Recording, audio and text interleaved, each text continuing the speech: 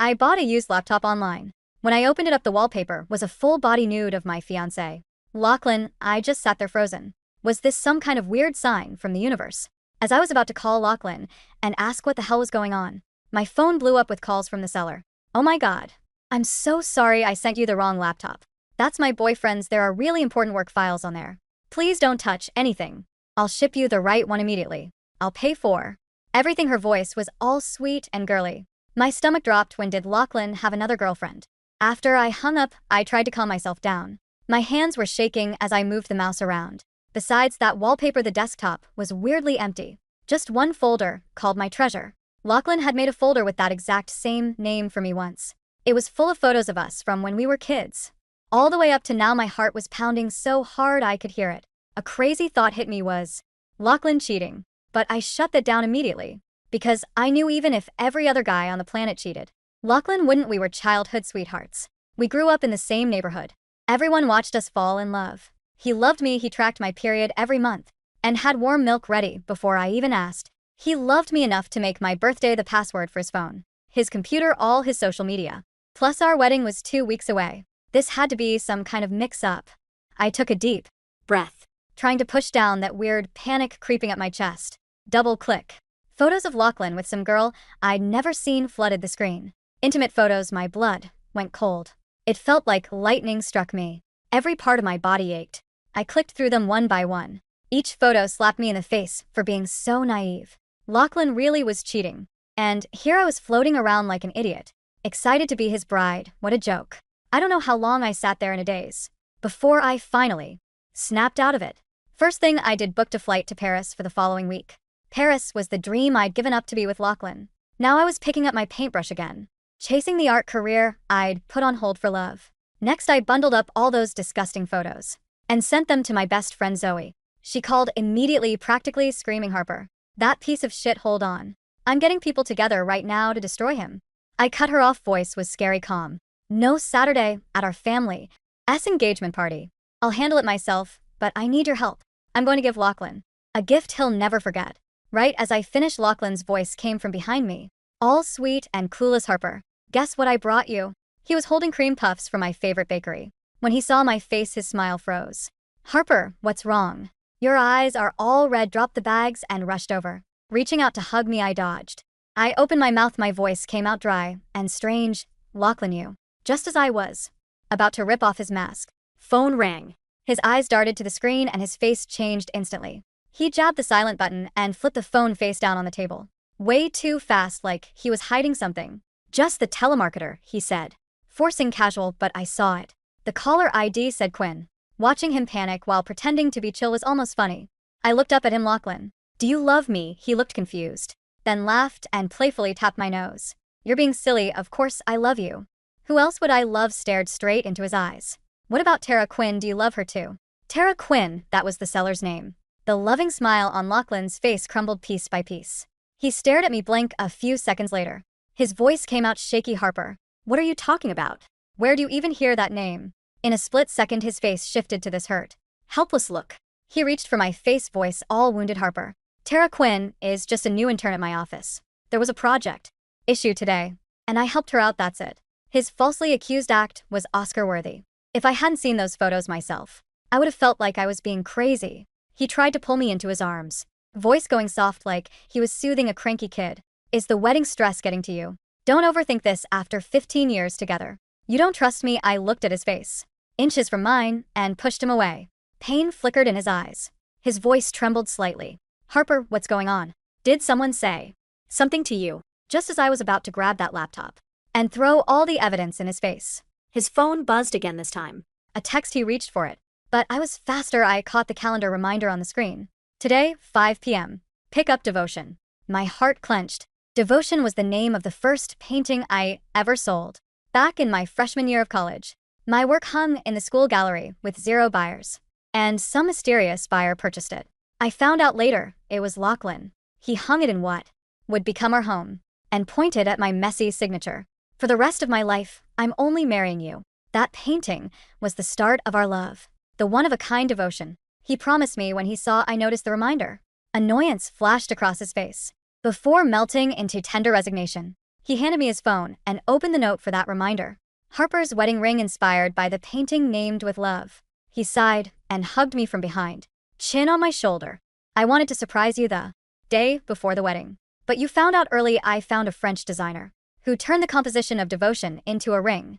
Harper, our rings are completely one of a kind. His voice was warm as breath, tickling my ear.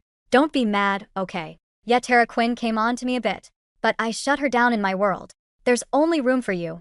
He kissed my forehead. I'm going to pick up the ring. It's freezing out, stay here. I'll be back soon. I pulled my hand away. My voice was dead calm. Go ahead. The second Lachlan left, I grabbed my phone and checked the transaction records on the second-hand platform. Seller Tara Quinn, address some fancy apartment complex on the west side of the city. I remembered Lachlan once pointing at a billboard for that exact place. Harper, I bought you a little studio there. You can paint in peace whenever you want. I'd been so happy then I thought it was another proof of his love. Now it was just the cruelest joke. I called a ride and punched in the address. Half an hour later I was standing at the entrance. Spotted Lachlan's black Range Rover right away.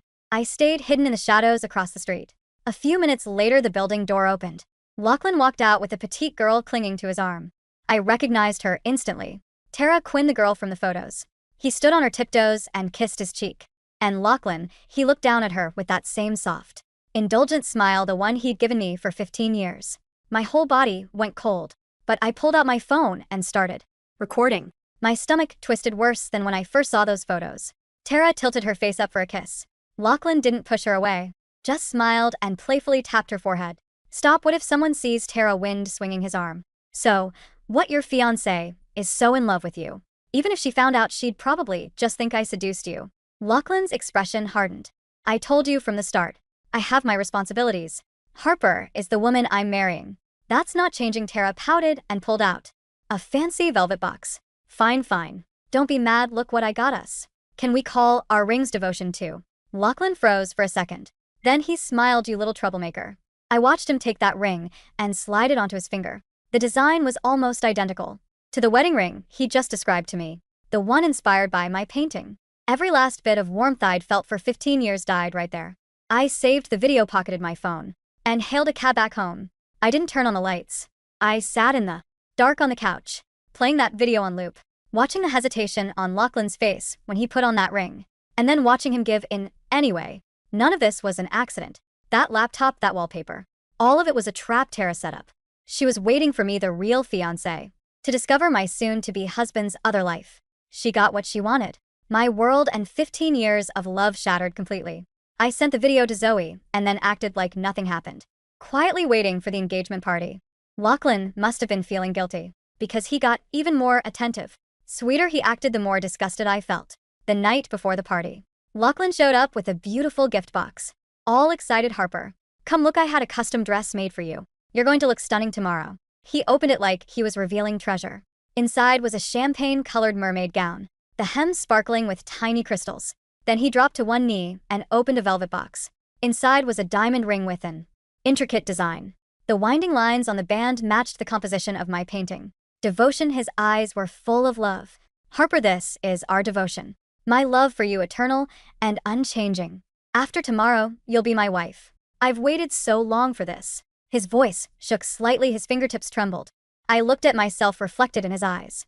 The girl who used to be full of hope now felt nothing but cold emptiness. I didn't give him my hand. I just watched him watch the hope in his eyes freeze and turn to worry. Harper, you don't like it. I shook my head slowly. I like it. It's beautiful. He relaxed and tried to slip the ring on my finger, but I pulled away and took the box from him, looking at those winding lines. I smiled. What if I ran away from the wedding tomorrow? What would you do? What are you talking about? Silly. Lachlan laughed and messed up my hair. If you ran, I'd search the whole world, find you, and never let you go. I lowered my eyes to hide the bitterness. Lachlan, if I did something to hurt you, would you forgive me? His smile faded. He cupped my face, forcing me to look at him. His expression turned dead serious. Don't say stuff like that. His thumb brushed my cheek. His voice dropped. Harper, between us there's no hurting and no forgiving. You would never hurt me, just like I would never betray you. He said it with so much conviction, so sincere I almost laughed out loud. Was he so sure because he trusted me? Or because he trusted his own acting? I didn't say anything else. I let him hold me, soaking in that fake but familiar warmth. Morning of the engagement party. Before leaving, I texted Zoe one last time go. The banquet hall was packed and cheerful. Both sets of parents were there, along with close relatives. Lachlan's mom held my hand beaming. Harper just keeps getting prettier. Our Lachlan marrying you is the luckiest thing to ever happen to this family. I smiled, playing the perfect happy bride-to-be. Lachlan sat beside me, serving me food, whispering sweet things in my ear. We looked so in love that everyone was jealous. Halfway through dinner, Lachlan's dad stood up, ready to announce our official wedding date. Right then, Lachlan's phone buzzed. He glanced at it, his brow twitched. Then he gave me a reassuring smile. Something urgent at work, be right back. He got up and hurried out. The second the door closed behind him, I stood up. Everyone stared as I walked to the front of the room and connected my phone to the big screen, the one meant to show our cute couple photos. Zoe's video started playing. The room went dead silent. I heard Lachlan's mom gasp. I saw my parents' faces drain of color. I picked up the microphone. I'm sorry, everyone. This engagement is canceled. Sat down the mic and walked out of that suffocating room. Lachlan was leaning against a window at the end of the hall, cooing into his phone. Okay. It's just a stomach ache the second this party ends. I'll come take care of you. Don't cry, baby. Before he could hang up, my hand connected with his face slap. Lachlan was stunned. He touched his cheek, staring at me in shock. The next second, his father stormed up behind him. Lachlan's father, Arthur, didn't yell. He didn't ask questions. He simply grabbed Lachlan by the shoulder, spun him around, and delivered a right hook so hard the crack echoed down the long, carpeted hallway. Lachlan stumbled backward, crashing into a decorative floral arrangement. Vases shattered. Water and crushed white roses soaked into the rug. He clutched his jaw, looking up at his father with wide, terrified eyes. Dad. Don't call me that. Arthur's voice was a low, terrifying growl. Behind him, the doors to the banquet hall burst open. The chaos I had ignited was spilling out.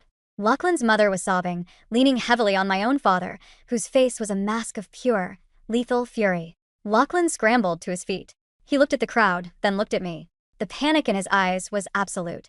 The meticulously crafted mask of the perfect son, the perfect fiancé, the perfect man, it was gone. All that was left was a cornered rat. Harper, please, he gasped, lunging toward me, reaching for my hands. It's not what it looks like. That video, it's out of context. She's crazy. She's been stalking me. I swear to God. I didn't step back. I just looked at him, the man I had loved for 15 years. The boy who had memorized my coffee order, tracked my cycle, helped me when my grandmother died. He was standing right in front of me, but I didn't recognize a single feature on his face. Out of context? I tilted my head, my voice eerily steady. Which part, Lachlan? The part where you bought her the art studio in West Side? Or the part where you bought her a ring design for my painting? The blood drained from his face. His mouth opened and closed, but no sound came out. You told me that studio was for me. A place for me to paint, I said, raising my voice just enough so the entire hallway of our relatives could hear. But you moved Tara Quinn into it. You let her sleep in the bed bought with our joint account. And then you let her mail me a laptop just to prove she had you. Harper, no, listen to me. He dropped to his knees. Actual tears were streaming down his face now. He grabbed the hem of my dress. I was going to end it. I swear. She meant nothing. It was just a stupid, reckless mistake. You're my wife. You're the only one I want. I looked down at him. I felt no anger anymore. Just a cold, heavy exhaustion. I reached into my clutch and pulled out the velvet box containing the devotion ring. I opened it, letting the hallway lights catch the custom diamonds. Lachlan looked up at it, a flicker of desperate hope in his wet eyes. He thought I was hesitating. He thought 15 years of habit would kick in, and I would save him. I turned the box upside down. The ring fell, bouncing off his chest and clattering onto the marble floor, rolling away into the puddle of spilled flower water. Give it to Tara, I said quietly. Tell her she won. But tell her I hope she likes the version of you that I'm leaving behind. I didn't wait for his response. I turned and walked past my parents. My dad squeezed my shoulder, his eyes blazing with a fierce, protective pride, before he turned his attention back to Lachlan's family. Zoe was waiting at the elevator. She had my coat. Car's downstairs, she said, her voice tight but victorious. Let's go, I said. As the elevator door slid shut, the last thing I saw was Lachlan on his knees, surrounded by the ruins of his life, staring at the empty space where I used to be. The next 48 hours were a masterclass in surgical detachment. I didn't cry. I didn't have time. I packed everything I owned from our shared townhouse into cardboard boxes while Zoe managed the perimeter. Lachlan tried to come back 3 times. The first time, Zoe threatened him with a baseball bat. The second time, my dad was sitting on the front porch cleaning his hunting rifle. Lachlan didn't try a fourth time. His phone calls and texts were relentless. They shifted from desperate apologies to angry accusations, then back to pathetic begging. Harper, please. We can go to therapy. You're really throwing away 15 years over a mistake? Tara meant nothing. She manipulated me. She ruined us. I didn't block him. Not yet. I wanted the digital paper trail. I forwarded everything to the lawyer I hired on Monday morning. Because here was the detail Lachlan had forgotten in his arrogance. We weren't married yet, but we owned a business together. A graphic design firm we started in our 20s. I was the creative director. He was the financial manager. When my lawyer audited the accounts to sever our assets, we found the rot. Lachlan hadn't just bought Tara an apartment. He had siphoned the down payment from the company's tax reserve. He had used business funds to buy her designer bags, expensive dinners, and that second devotion ring. He had committed corporate fraud against his own fiancé. When I sat across from my lawyer, a sharp, unsmiling woman named Vance, she handed me the spreadsheet. He's legally exposed, Vance said. If you press this, he doesn't just lose you. He loses his equity in the firm, and he could face criminal charges. Press it, I said without missing a beat. Drain him. On Wednesday, the day we were supposed to board a plane for our honeymoon, I signed the papers that froze Lachlan's bank accounts and locked him out of the company servers. That same afternoon, my flight to Paris departed. I sat in first class, paid for by my share of our buyout, and looked out the window as the plane broke through the clouds. My phone was off. My old number was dead.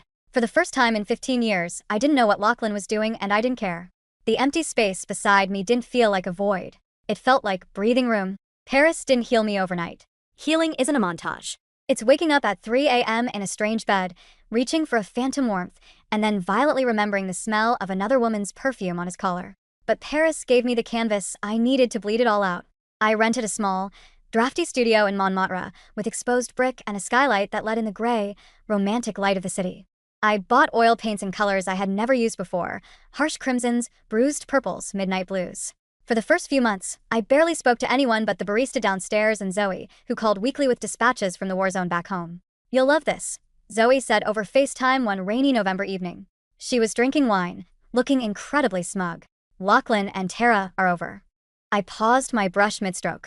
Already? It's only been 4 months. Turns out, playing house isn't fun when the sugar daddy's accounts are frozen, Zoe laughed. With the lawsuit draining his cash, they had to sell that fancy West Side apartment to pay his legal fees. He moved into a crappy 2-bedroom in the suburbs. Tara bailed 3 weeks later. She left him a note saying he misled her about his financial stability. A dry, hollow laugh escaped my chest. Tara Quinn had wanted my life. But she only wanted the polished, wealthy, successful version of Lachlan that I helped build. Stripped of my money, my support, and my shine, Lachlan was just a broke, lying middle manager with a court date. He's been asking around for you, Zoe added, her tone turning cautious. He looks awful, Harper. Like, aged 10 years. He keeps telling people he's going to find you and fix it. Let him look, I murmured, turning back to my canvas. I'm not the girl he's looking for anymore. I spent the winter pouring my soul into the canvas. I didn't paint pretty landscapes or delicate portraits. I painted raw, chaotic expressions of betrayal, rebirth, and the painful peeling away of illusions. My masterpiece was a massive canvas, 5 feet tall. I called it the death of devotion. It was a dark, twisting mass of gilded chains and shattered mirrors, centered around a faceless woman rising from a sea of dead white roses. It was brutal. It was beautiful. It was me. Through a connection with a local art dealer who took an interest in my aggressive new style, I secured a spot in a prestigious spring exhibition in Le Marais. The night of the gallery opening, Paris was unseasonably warm. I wore a backless, emerald green silk dress that clung to my body. I wore my hair up, my lips painted a deep, unapologetic red. I didn't look like the sweet, compliant girl who baked cookies and waited for her man to come home. I looked like a woman who owned a room. And the room responded. By 9 p.m., 4 of my paintings had red sold stickers next to them, including The Death of Devotion, which went to a private collector for a sum that made me dizzy. I was standing near the champagne fountain, laughing with a French art critic, when the temperature in my blood suddenly dropped. A shadow fell over the edge of my peripheral vision. I turned. Standing by the entrance of the gallery, looking entirely out of place in a rumpled suit that hung loosely on his thinning frame, was Lachlan. My first thought wasn't shock. It was annoyance. How dare he track mud into my sanctuary? He spotted me. His eyes widened, raking over my dress, my posture, the confident way I held my champagne flute. He looked like a starving man staring at a feast behind bulletproof glass. He started walking toward me. "Excuse me for a moment," I told the critic in fluent French, offering a polite smile before turning to intercept my past. I met Lachlan in a quiet alcove near the modern sculpture exhibit. Away from the crowd. "Harper," he breathed. His voice cracked. He looked terrible. The confident, arrogant golden boy I grew up with was gone. His eyes were bagged, his jawline soft from drinking, his hair unkempt. My God, you look breathtaking." "How did you find me, Lachlan?" My voice was perfectly level. Not an ounce of tremor. "I saw an article online about the exhibition." He took a step closer, raising his hand as if by instinct to touch my arm. I didn't move away. I just looked at his hand until he slowly, awkwardly lowered it. "I had to see you," he whispered, his eyes filling with tears. "Harper, please. I'm so sorry. I'm so fucking sorry. I've lost everything. The business is gone. My parents barely speak to me. Tara, she was a monster. She used me. She set that whole thing up just to destroy us. You were right about her." "I wasn't right about her," I corrected smoothly. "I was right about you." "I was stupid," he pleaded, his voice rising, drawing a glance from a passing waiter. He lowered his volume, stepping into my space, trying to use that old, hypnotic intimacy he used to wield like a weapon. "I let my ego get the better of me, but I've paid for it. Every day, Harper. I wake up in an empty apartment, and I just want to die. I miss you. I miss my best friend. I miss the only woman who ever really loved me."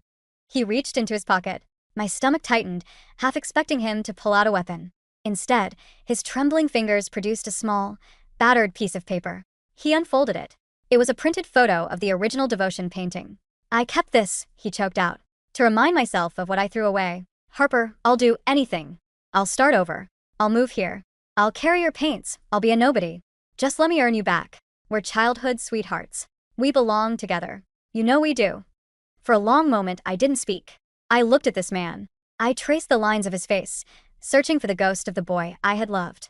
And then, a profound, overwhelming sense of peace washed over me, because I realized, looking at him, that I felt absolutely nothing. No anger, no grief, no lingering spark of what if. He wasn't a monster anymore. He was just a pathetic, small man who had made his bed and was terrified to sleep in it alone. "Lachlan," I said softly. He looked up, a desperate, pathetic spark of hope lighting his eyes. "Yes? Yes, Harper. Do you know why I painted the death of devotion?" I gestured toward the main hall, where my masterpiece hung. "Because I realized that the love you talked about, the tracking my period, the warm milk, the passwords, it wasn't love. It was control. You built a little terrarium and you put me inside it and you called it devotion so I would never try to climb out." His face crumpled. "That's not true." "It is. And Tara didn't ruin us. She just opened the lid." I took a sip of my champagne. It tasted crisp and cold. "You didn't come here because you love me. You came here because you're drowning, and I was always your life raft. But I'm not a life raft anymore, Lachlan. I'm a ship, and I've already sailed. Harper, don't do this. You're my home." He reached for my hand again, grabbing my fingers tightly. Before I could pull away, a heavy, authoritative presence materialized beside us. "Is there a problem here, mademoiselle?" It was Julian, the gallery owner. Tall, impeccably dressed, with eyes like flint. He was looking at Lachlan's hand on my wrist with distinct menace. "No problem, Julian," I said, firmly pulling my hand out of Lachlan's grasp. "This gentleman was just leaving. He's realized he walked into the wrong exhibition." Lachlan stared at me. He looked between me and Julian, seeing the way Julian stood protective and close, seeing the way I didn't flinch. The last fragment of his delusion shattered. He finally understood. The girl who would forgive anything, the girl who put her dreams on hold for a smile, was dead. He had killed her himself. "Goodbye, Lachlan," I said. I didn't wait to watch him leave. I turned my back to him, took Julian's arm, and walked back out into the brilliantly lit gallery. The air smelled of expensive perfume, oil paint, and rain on the Parisian cobblestones. Later that night, long after the gallery had closed and the crowds had gone, I walked back to my apartment alone. The streets were quiet, slick with the reflection of street lamps. My phone buzzed in my purse. A text from Zoe. "How did the opening go?" I stopped on the bridge over the Seine, looking down at the dark, moving water. I took a deep breath, filling my lungs with the cold, electric air of the city that was finally mine. I typed back. "Perfect. The garbage took itself out. I'm going to paint tomorrow." I slipped the phone into my pocket and kept walking. I didn't look back once.